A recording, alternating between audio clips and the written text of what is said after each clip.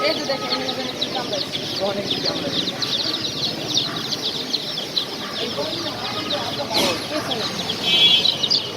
কিছু হয় না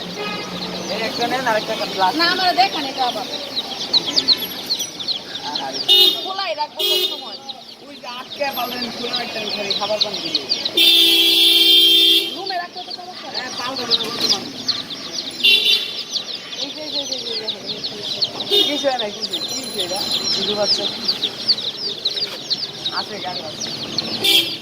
আরেকটা বাইক তো লালের জন্য কালো কালো না না না এটা নিব না